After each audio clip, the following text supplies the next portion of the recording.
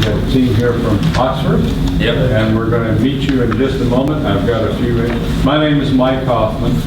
I'm from Bentley University.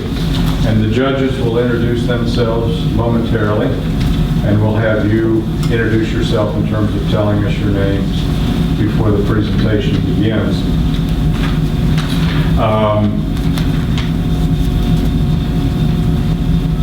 In this part of the competition, which is the full 30 minutes for your presentation, you're taking on a fictional business identity and are assigning a fictional business identity to us as judges. You know, who are we?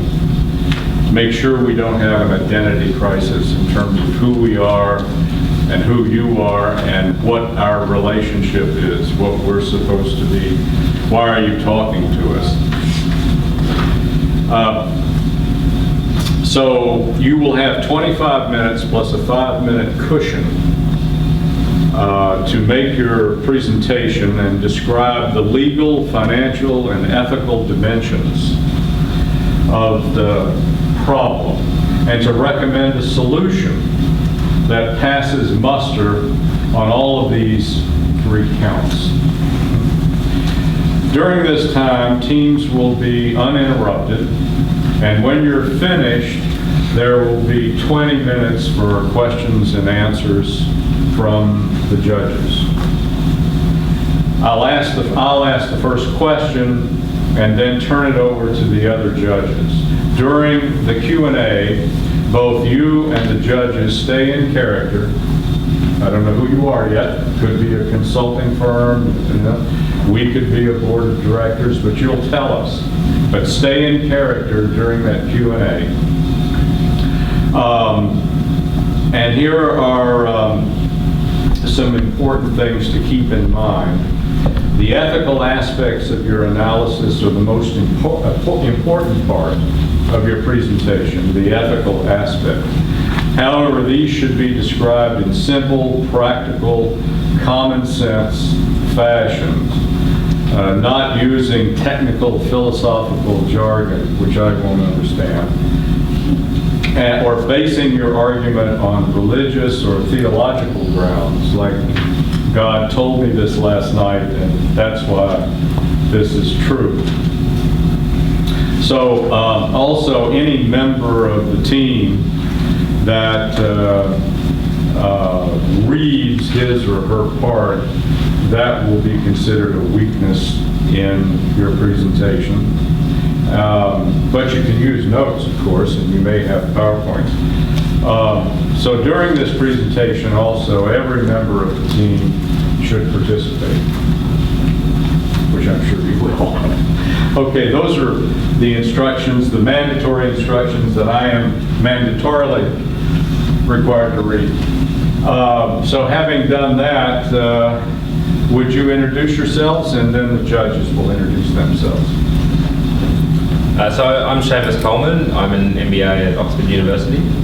Arjun Prasad. All of us are batchmates at the same university, so MBA. Oxford. Okay, MBA. And Rex Beta, MBA. Okay. Thank you, and we'll start with Svetlana. My name is Svetlana Gavin, and I'm with the Ethics and Compliance Initiative. I'm Ernie Broughton, and I'm the director of the MBA and Executive Education Programs in San Antonio at St. Mary's University. Also a senior advisor with the Ethics and Compliance Initiative and formerly Chief Ethics Officer for United Services Automobile Association, USA, in San Antonio. And I'm Skip Lowney. I'm also the Ethics and Compliance Initiative. I work in the research section as the senior researcher.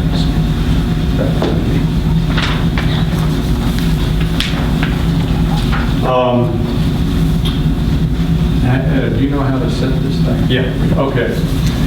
If you will set it for 30 minutes, I'll set mine for 30 minutes.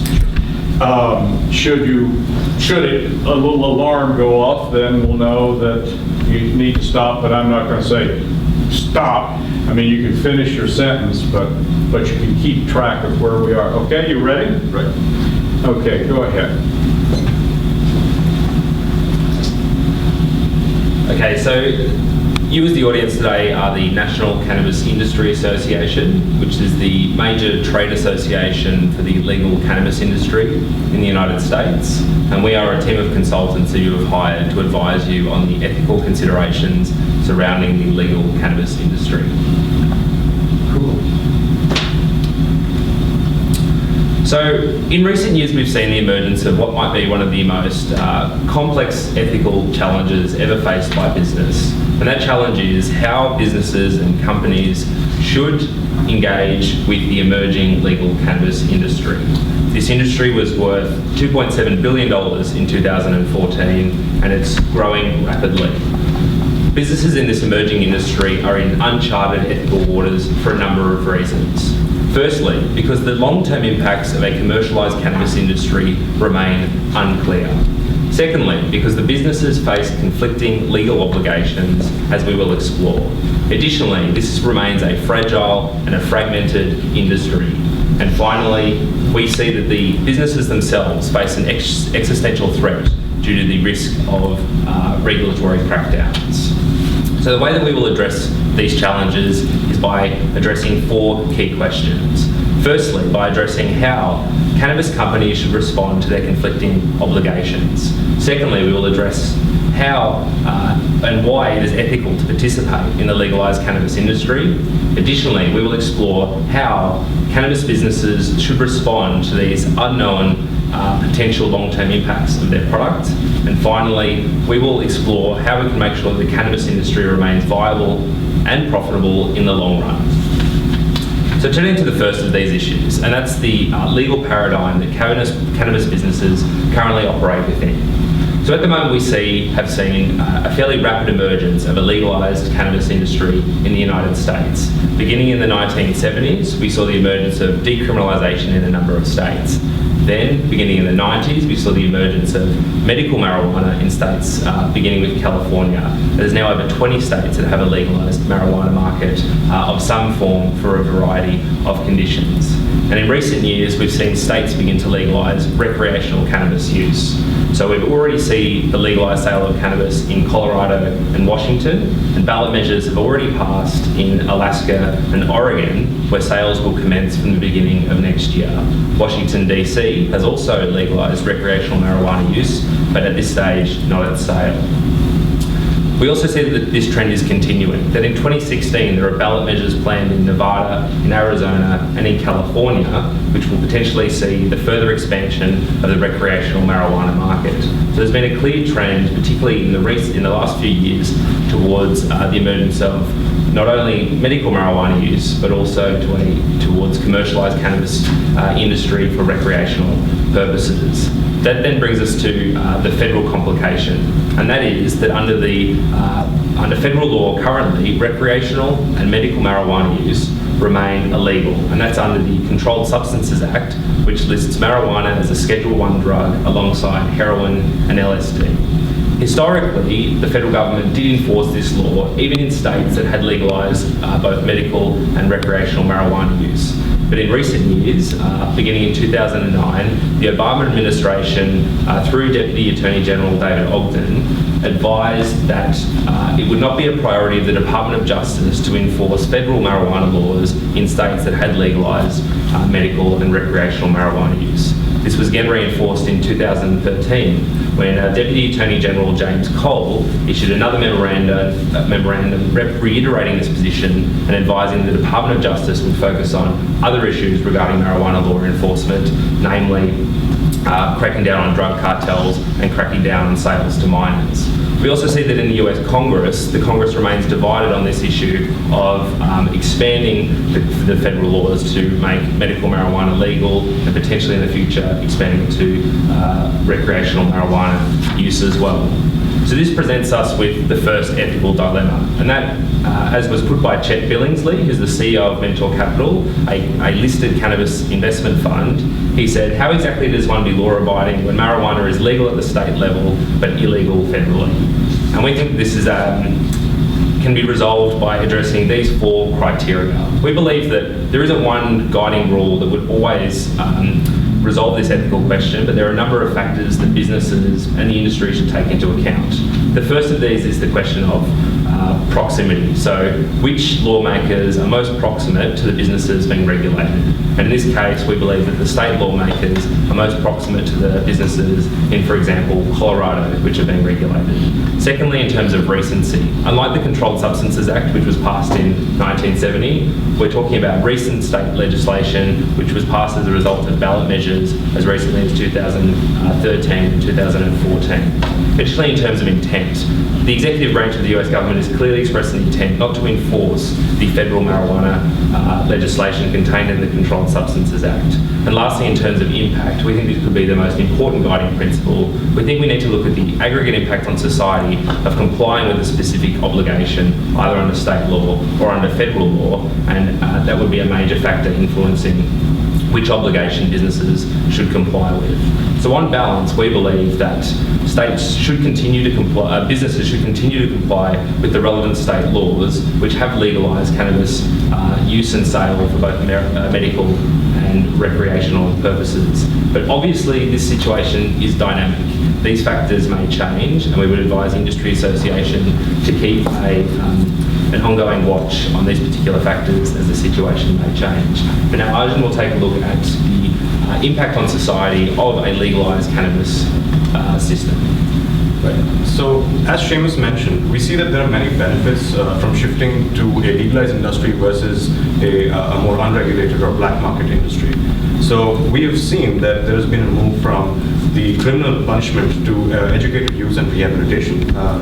And furthermore, we've observed, although we haven't quite observed the shift yet, we would like to, and we potentially feel that there would be a shift from user profile and usage risks in terms of being more data-driven when it becomes a legalized industry, whereas we did not have that data when it was not a legalized industry before. So this is one of the benefits of moving to a legalized industry as well. Thirdly, we feel that the traditional approach for maximizing the bang for your buck in terms of how potent the marijuana can be. We see that the THC was one of the combinations that they used, one of the cannabinoids that they used in marijuana, which they maximized. So we're looking at shifting from that to probably lesser, riskier cannabinoids such as CBD in terms of reducing the long-term health effects and effects of marijuana in general. And on the last part, we see that another benefit is change in the proceeds of illegal marijuana being sold to fund organized crime as opposed to contributing to a broader tax base. So essentially, we're looking at a shift from a more punitive approach to a more harm minimization kind of approach. Then we start looking at the ethics of harm minimization in itself. So firstly, we see that marijuana possession criminalization was responsible for as much as almost half of the drug arrests in America, and legalization could have saved the government up to $3.6 billion in terms of revenue, and the negative impact of having over 700,000 people arrested could have been significantly reduced had marijuana been legalized. Secondly, on a much broader scale, we see that the deaths related to drug wars amongst mafias and cartels could have been prevented had cannabis been legalized. Also, students have been denied federal and financial aid based on some kind of criminal record they might have had in terms of possession or their association with cannabis and products. Furthermore, cannabis, projected to be a lucrative industry, as we will show you, could have generated billions in terms of tax revenue for the US government. And we're confident that having a larger federal or state budget is generally more beneficial for a country or state and its people. And just solidifying the points that I just mentioned above, we have seen that there have been multiple research findings that cannabis is actually lesser harmful than alcohol and tobacco. In fact, one of the recent studies, the results of which have just been released a few days ago, even claimed that cannabis helps combat cancer by attacking cancerous cells and breaking them down so as to help treatments such as chemotherapy be more effective in this purpose. But not everything has the upswing to it. We do see that there are risks associated with legalization as well, particularly in the short term as well as long term. On the short term, we see that research suggests that cannabis consumption induces obviously a high in individuals, affecting their reasoning and thinking skills in the short term. This could lead to public safety concerns, for example, driving under the influence of cannabis. So apart from public safety, we also need to consider what are the larger community effects that it might have. So we're looking at things such as productivity in terms of the individuals of the community. Although we believe that short-term risks could be addressed through regulation, the long-term risks are a bit more of a concern for us, and this is something that we seek to address in the later part of our presentation, as you will see. Coming to the long-term concerns that we have, the first thing obviously is dependence.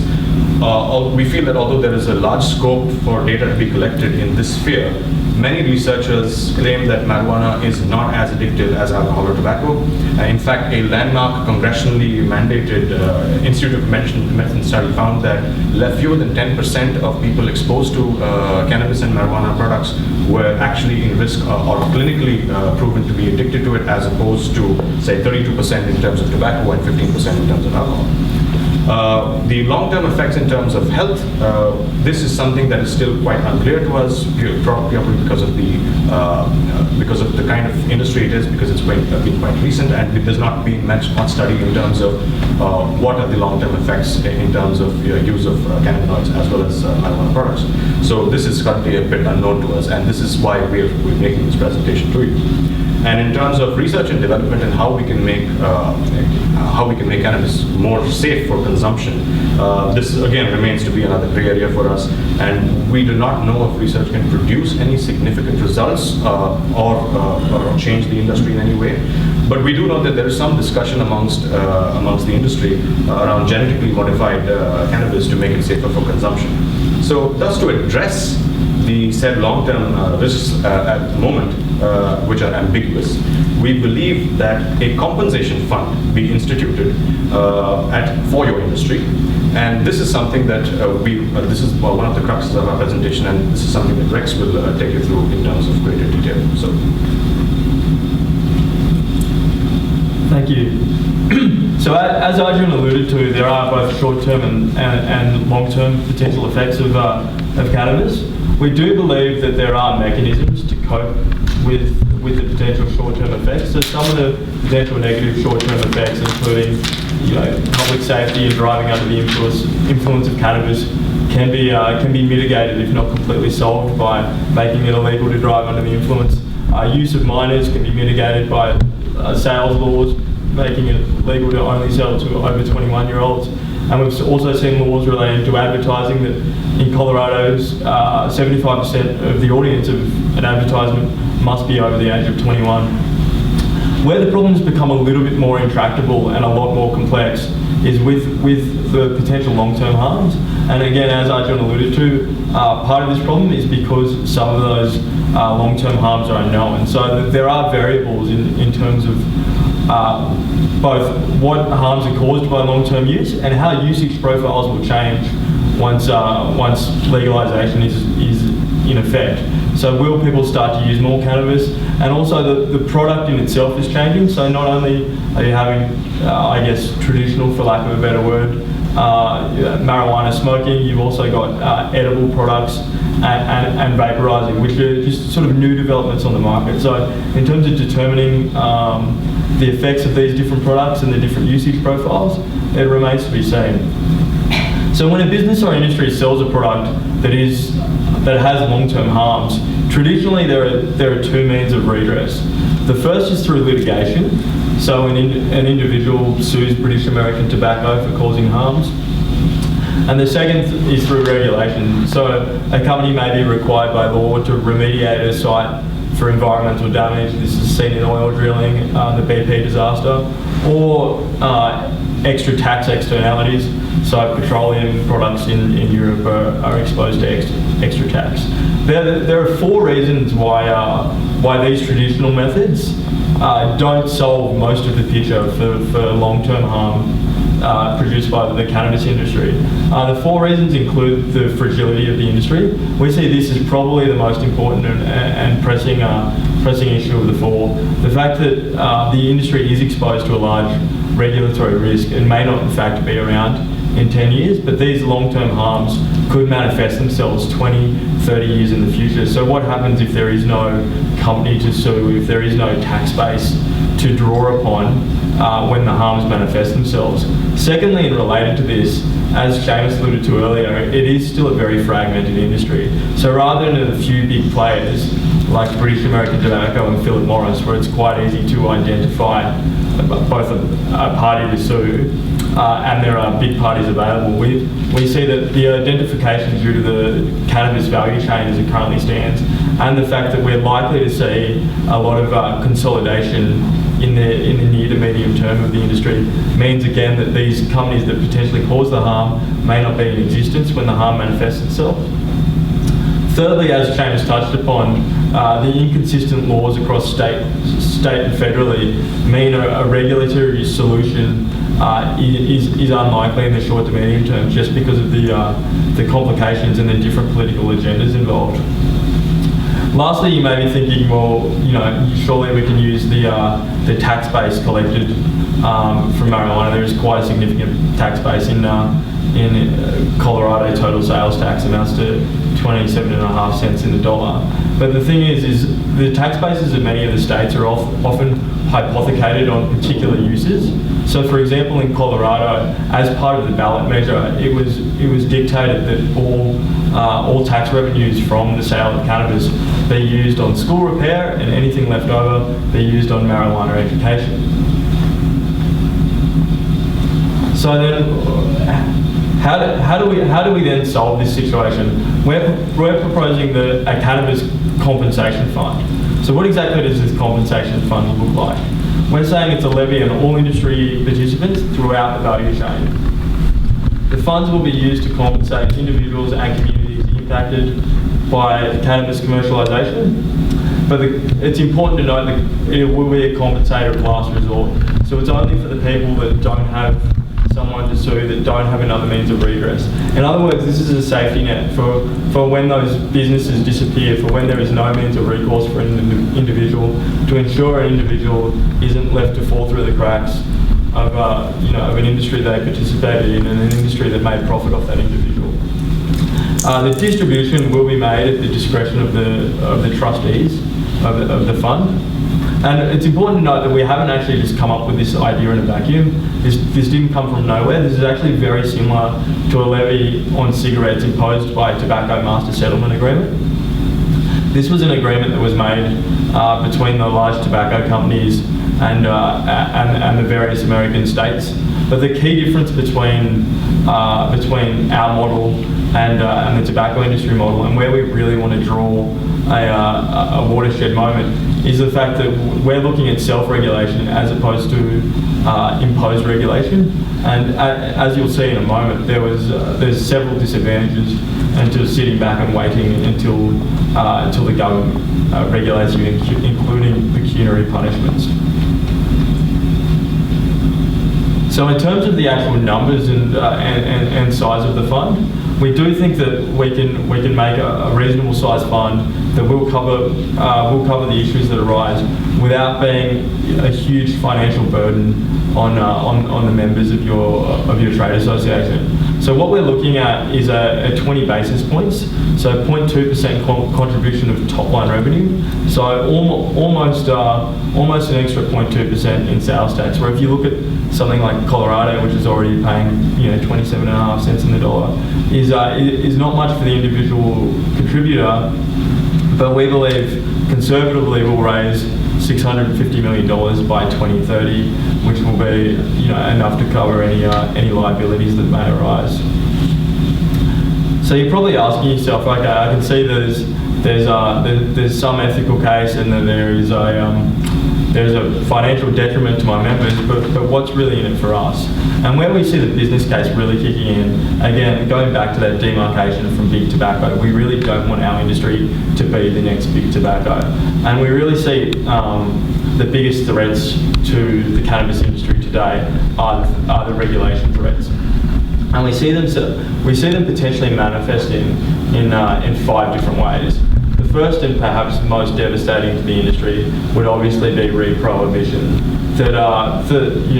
This industry is seen as the next big tobacco, just a bunch of wildcats that are, making money off a harmful product, and it's really prohibited. And this is a real risk, and one that we want to avoid as much as possible. The next four are directly outcomes from the Tobacco Master Settlement Agreement. So are a potential counterfactual to what may happen if we wait to be regulated. The first of those is the restriction on advertising and sponsorship. This can go all the way down to plain packaging laws. So as we've seen in Australia and some other countries in Africa, they now have plain packaging, whereas there is no branding on any of the packaging. As the industry is currently fragmented, and additionally there will be a case for branding of ethical, socially responsible cannabis companies. We believe that keeping the industry being able to keep its brand and promote its brand, albeit in a socially responsible way and not to minors, is going to be crucial for the industry going forward. Additionally, as I touched on before, there are fines and payments in perpetuity. So the Master Settlement Agreement totaled over $200 billion over 25 years, but this didn't just include money for damages and harm, but also pecuniary penalties. And we really accept that the industry as a whole has an ethical responsibility to pay the redress of harms, but we don't want to be paying pecuniary penalties if we really don't have to. Of particular interest to you today will be the disbanding of trade associations that occurred. So as a result of the Tobacco Master Settlement Agreement, the three major tobacco industry trade associations were disbanded.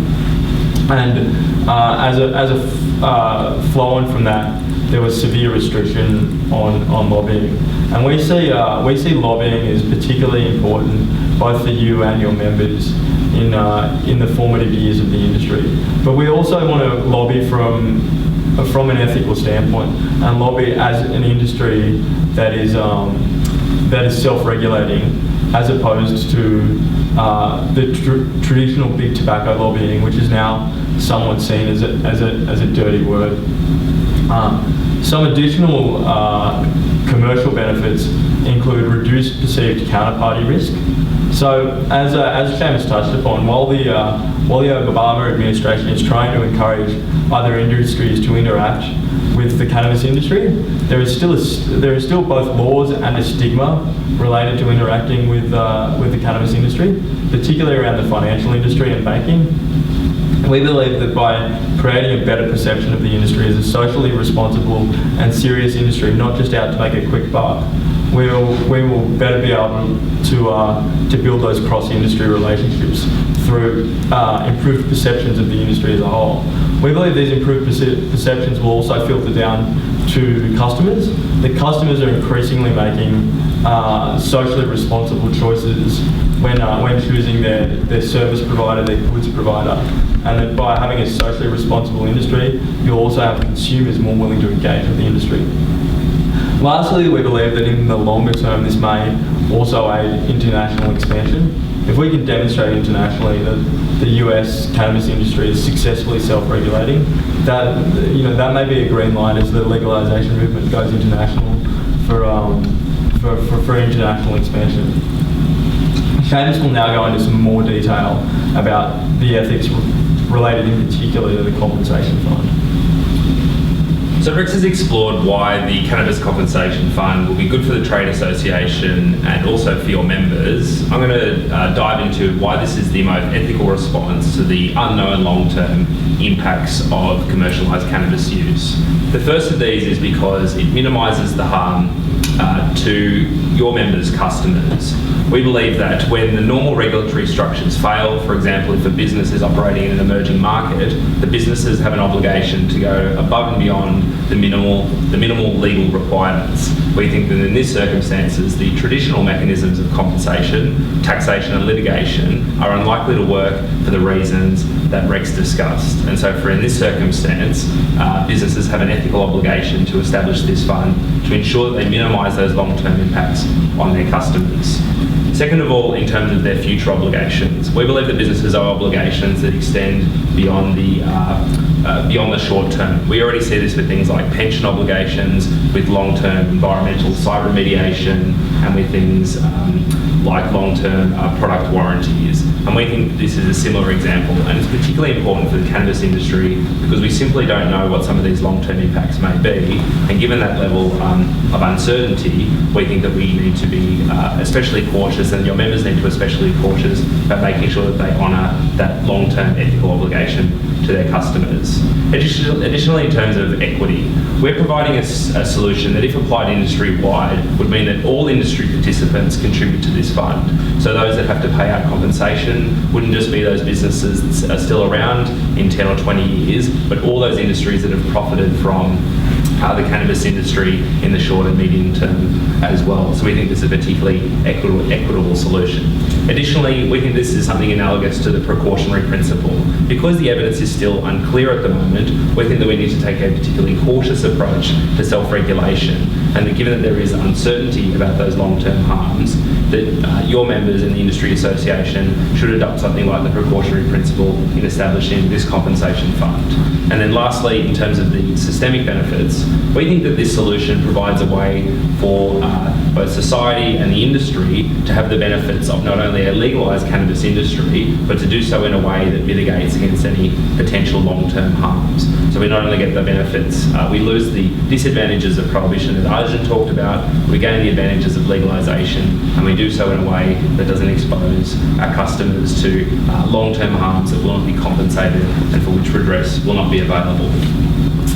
So moving to the conclusion, what we've presented to you is an ethical roadmap for businesses operating in the emerging commercialised cannabis industry. And we have 4 kind of key recommendations for you and your members to take away. The first of these is that businesses should to continue to operate within states where cannabis use has been legalised for both medical and recreational purposes. The second idea is that businesses, like society, should favour a harm minimisation approach to cannabis use and therefore should continue to engage with the legalised cannabis market. Additionally, the cannabis industry should establish a compensation fund to address the unknown long-term impacts of cannabis use. And finally, we believe that this fund is not only the most ethical approach, but it will ensure the long-term viability and profitability of the cannabis industry. Thank you. Thank you. Very good. Okay, let's reset our timers to 20 minutes, and we'll have some Q&A if I can figure out how to do this.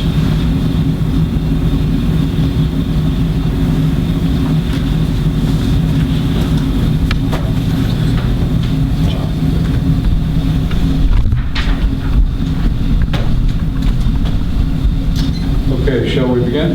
Sure.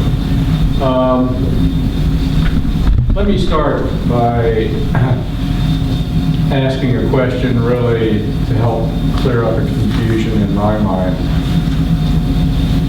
There was some mention throughout your presentation, particularly toward the end, that your recommendations might reduce the need for trade association lobbying.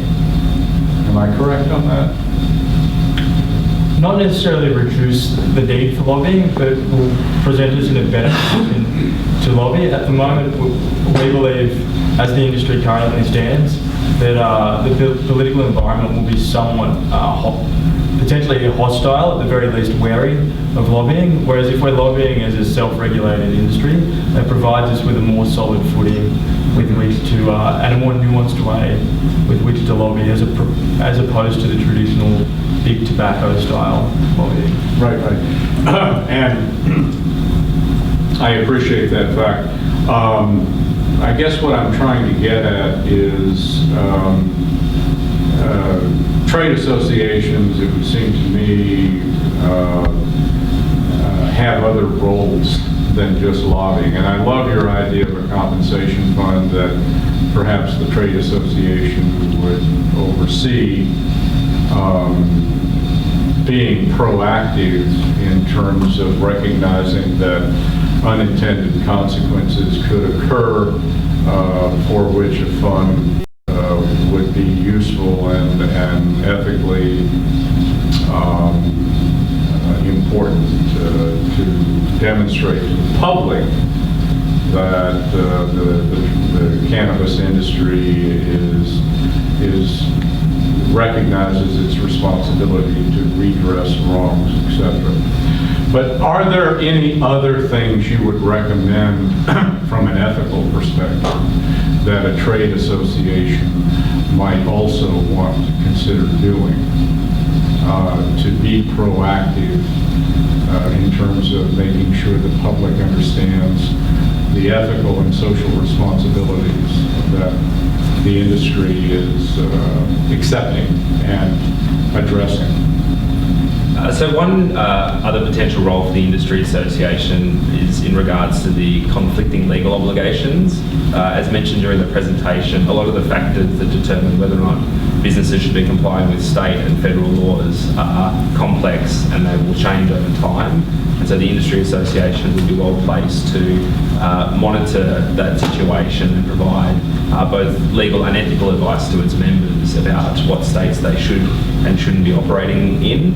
We already see that most trade associations provide some kind of legal advice to their members, and we think this would be a useful extension of that. But often small players in the cannabis industry wouldn't be well placed to make that determination about should they be complying with federal or state laws because of that complex, multifaceted test that we put forward. Okay, I'm just going to push this a little further before I turn it over to my colleagues.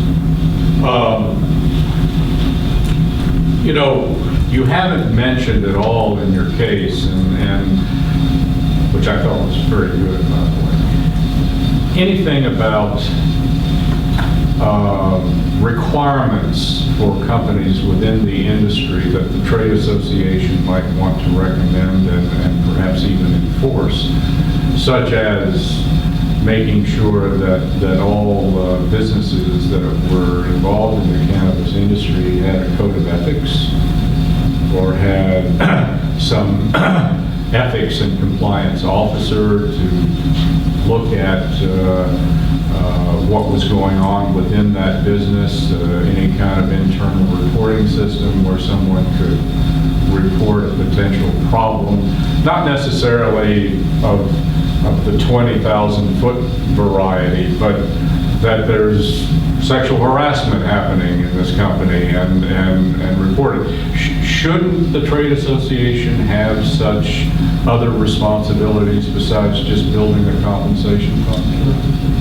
I think in the long term, you definitely want to see codes of conduct and ethical codes of conduct for various businesses. But it's important to recognise in the short term the nature of the industry that whilst ethical codes are an important facet of the ethical conduct of business, the nature of the industry means a lot of these retail shops are just 1 and 2 person shops. So if you've got 2 employees, it's probably unrealistic to see that one person be an ethical compliance officer. And then also coupled with that is the fact that at the moment a lot of the biggest ethical issues are very, very heavy regulated because of the wariness of the legislature at the moment. So things that we mentioned in the presentation, like underage sale, advertising in the appropriate places, where you can sell, the hours you can sell, they're all heavily regulated at the moment. So whilst in the longer term, yes, that would be something important to look at. We believe then in the short term, it's there's only so many battles you can fight as a trade association, and we believe the compensation fund should be, and explaining the ethical roadmap should be the 2 key priorities going forward. Question about the legal and the ethical limitations that are imposed upon us as an industry of going into states where use is illegal. It's clearly determined by the legislature and the citizenry that this is not something they want. They don't want cannabis use in any means or manner at all. What would allow us to go in there and advocate for some of these things that you're advocating for, or even just changes of state laws? what are our legal and ethical constraints on doing that? Wouldn't it be unethical for us to go in and say, you need to legalize pot when they've said we don't want it? So I think that as an industry association, the firm recommendation to our members should be that they should not, obviously should not operate in states where they don't have clear legal permission to do so. At the moment, there's 26 states which have no laws allowing either medical or recreational marijuana use. So that's the first step. In terms of the industry association's role in lobbying moving forward, in any kind of democratic discussion, there's obviously a role for all stakeholders on both sides of the debate to present their facts. I think there are ethical and unethical ways to lobby, and what we're presenting is a way for this trade association to move forward and lobby in an ethical way, so that they present the facts to the community rather than trying to do backroom dealing like we saw with the tobacco industry associations. So if they present the facts to the people and they are put to ballots, as we see next year in Arizona and California and Nevada, so that's a way to move the debate forward in those jurisdictions. Yeah, and just to add to what Seamus just said regarding the way that you would lobby, another important thing that we need to focus on is the balance of harm kind of argument that we've looked at. So if we're looking at going into states where cannabis is currently completely illegal, we need to look at what exactly the benefits of legalizing cannabis in this state would be. Would the benefits offset the harm that is caused in the states? For example, what we were talking about in terms of number of arrests and the amount of money spent on criminalization of cannabis. So we need to weigh that as an option and present our case in such a manner that if there is a significant benefit as opposed to a harm in getting cannabis legalized in said states, then that should be taken as an important factor. And also, underlying all of these changes and recommendations that we make, I believe that education about how cannabis is perceived as a whole, not just in particular states, is another important factor. I don't know whether the trade association would be able to play a direct role in that, but it should definitely be proactive in communicating this through its members. Are we creating in this scenario and in this plan a mentality that it's okay for this vice, therefore all other vices are acceptable? You just need to create compensation funds, understand the harms, and say, yeah, it's okay. Well, we're going to do this, but we'll have a fund, and I'll take care of it in the future. Are we setting ourselves up as a society to allow other things that we now consider harms, as this was considered a severe harm 40 years ago or 50 years ago? I think it's important to note that the fund in and of itself doesn't create a right to play. What creates the right to play is the balance of harms, and the fact that both the science and the popular opinion is moving to say, well, listen, the war on drugs has failed, and it's failed very poorly. It's failed the community. So let's look at a different approach. And then that approach creates the right to play, and then the fund acts as a mitigation on top of it, as opposed to any harms can be mitigated by throwing money at it. The harms in the first instance aren't mitigated by the money; they're mitigated by the balance of benefits associated with legalization versus prohibition. And I guess it's important to note that sometimes in the debate it gets lost that it's not legalization versus nothing. That if marijuana is illegal, it's not that nobody's smoking marijuana. There's a very real and active black market with very real and serious consequences on the community, and that's important to not let that get lost in the debate. Sorry, just one more thing. In the last session I was in, one of the individuals asked about the public this is essentially publicly acknowledging that our product is harmful. What's the benefit to us of doing that? I think, so we've petitioned the harms between short-term and long-term harms. And at the moment, the evidence is reasonably clear that in the short term, there aren't major harms to individual users, and the harms to the community can be reduced through regulation. And so what our fund seeks to do is to say that obviously there may be unknown long-term impacts as well, at this stage, the evidence isn't clear about what those long-term harms may be, but you can have confidence that as an industry, we're aware of that potential risk, and we can guarantee that if those harms do manifest, then you will be adequately compensated in the long term. And I think following on from that, now that the tobacco industry is the ready-made counterfactual, then no longer can we say, listen, no longer can we not admit that there might at least be the possibility of long-term harms, both from an ethical, social responsibility point of view, and from a positive regulatory relationship.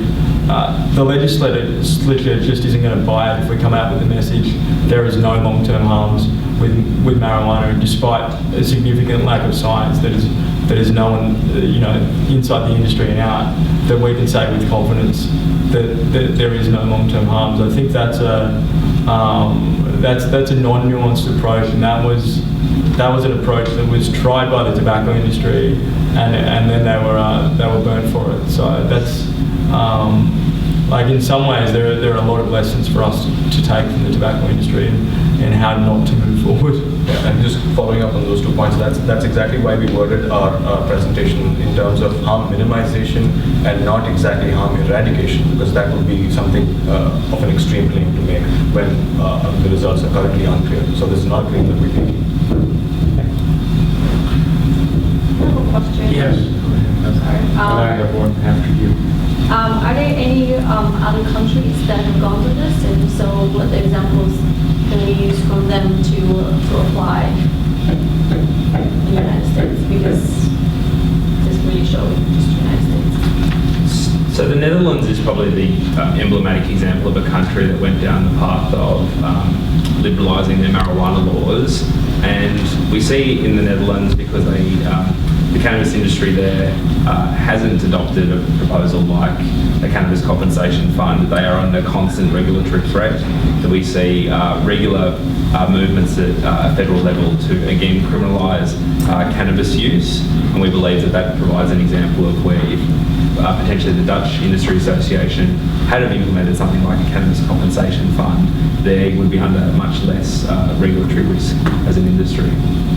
And I think additionally, just following on from that, instead of just looking at other countries who have successfully implemented this, the kind of dynamics that we're looking at in terms of Netherlands and in terms of the United States is quite different, because we see that this is a much larger environment, and we have states who have their own governing laws and regulations, as opposed to having a single country with very small states.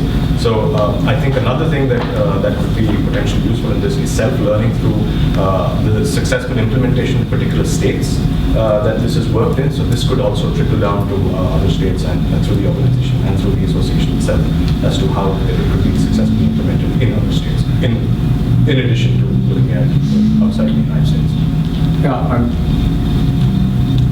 I'm sorry to keep pushing this, but as chairman of a committee that's looking into what we should be requiring our cannabis industry to have, we're discussing very seriously about requiring a code of ethics and ethics training and a reporting system for every particular company that's a part of this trade association. So that if you're going to be a part of the trade association, you have to follow these guidelines.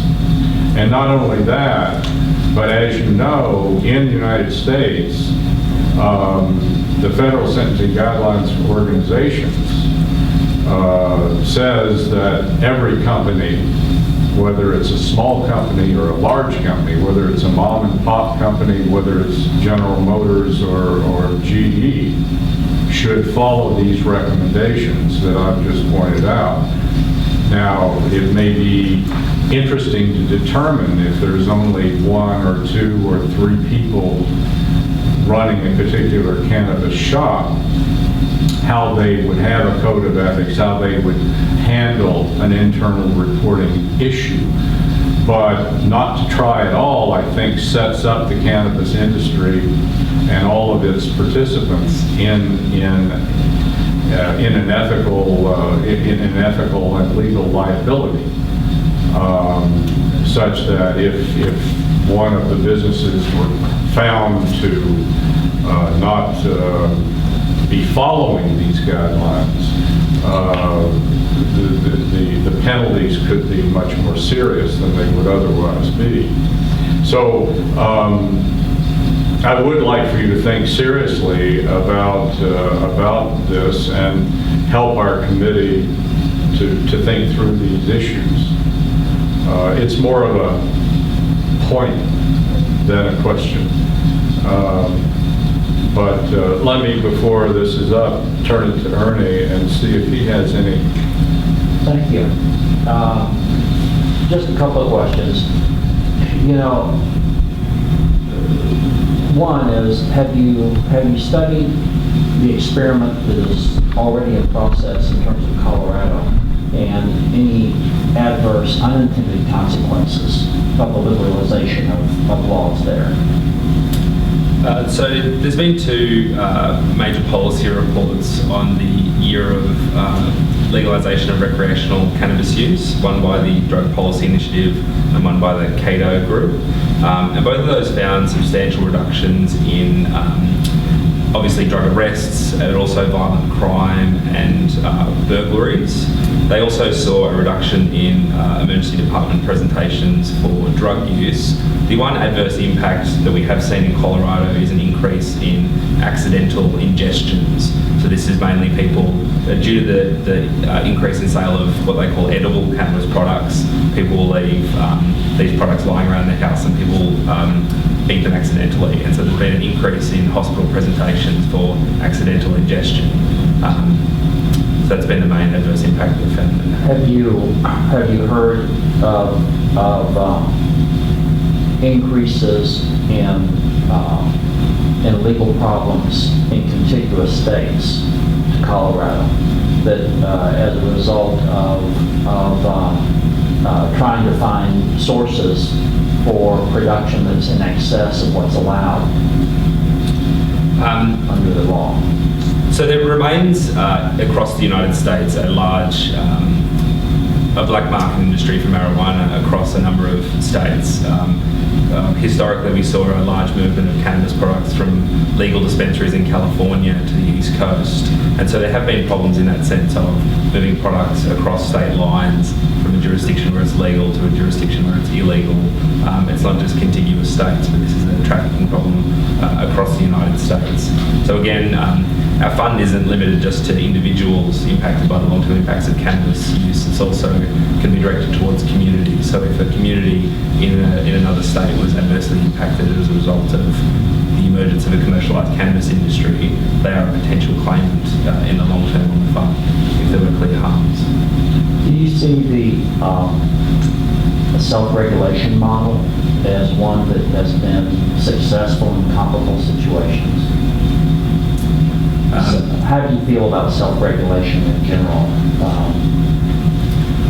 We think when done well, it will be the only thing that ensures the long-term sustainability of this industry. Obviously, self-regulation failed for the tobacco industry, and it required massive amounts of formal regulation. We think that self-regulation is the only thing that will stop a serious regulatory crackdown on this particular industry. So we do have confidence that it can ensure the long-term viability and profitability of this industry. Very good. Before we give you a round of applause, we should have some comments from the judges. Well, I would like to congratulate you about the structure of the presentation because I like looking into the end and conclusion. It was very thorough. I would say that just is sitting from the side of the table. I probably would prefer it if one was getting at the time or not necessarily sitting all the time at the table. Sure. And in some cases on the presentation, the font was so small that it was about to go fast to see, but because it was small, it was hard to see it from here, and I don't actually use glasses, so it's in ethics things. And there was one graph that I think will be very impactful of where you had the United States map, but it was so small. Perhaps if that was just a bigger slide on its own, would have even a bigger impact because we were able to see it while you were talking. Thank you. You're very welcome. One part of your argument talked about the proximate nature of activity, and so people should look towards where the law is being situated, that it's a local event, so that the state should have greater rights, and yet we're looking at this from this other side, which is no, we need to see it from a larger perspective from this grand trade association countrywide approach. You kind of used both arguments on just one, so that was just a little bit small, very small. I was impressed with how thorough you were and objective in terms of considering this issue, and especially teasing out being really clear about the legal context.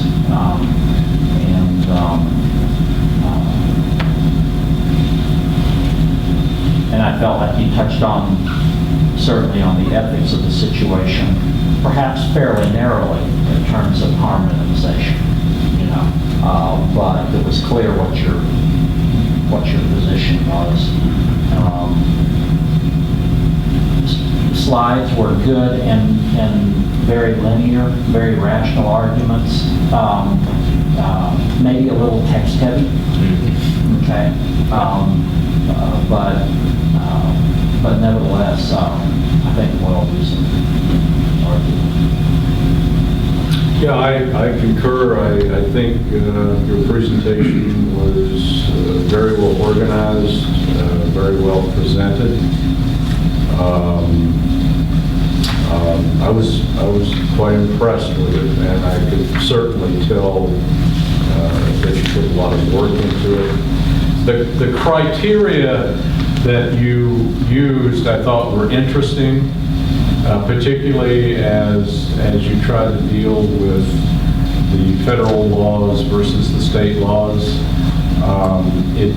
Just that alone would be an interesting conversation and debate, particularly the criterion that one should perhaps adopt the laws that are in closest proximity to you. You can think of analogies such as civil rights issues that we've had in this country, where you have one state saying, no, we won't have any African Americans come into this university, with the governor standing out with his fist in the air and the federal government saying, yes, you will. So, I know it's a little bit of a stretch, but that whole set of criteria as to how to overcome the federal-state dichotomy and was interesting. I thought it was challenging. I thought you did a good job on it, but I also thought it was just subject to all sorts of interesting debates and analogies. But all in all, I thought very, very good job. Thank you so much. Well done, and Thank you so much.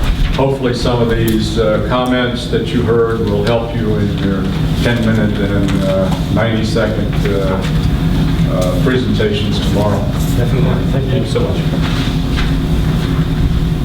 And thank you, judges, for Thank you, Edward. helping us out in this.